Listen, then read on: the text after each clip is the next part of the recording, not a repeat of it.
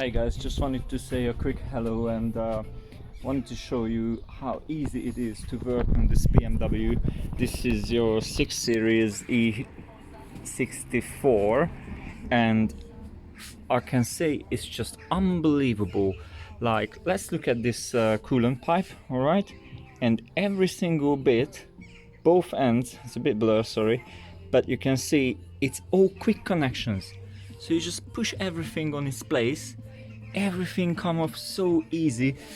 I can tell this is probably the absolute pinnacle of German engineering, you know.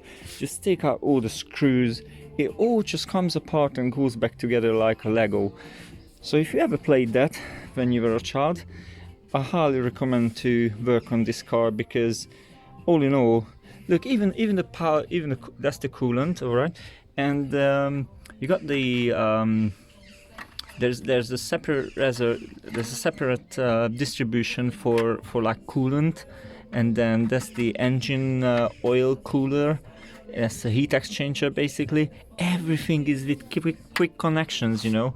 That's the your power steering cooler, and that has quick connectors on that as well. You just have to push that in and it releases the pipe ever so easy.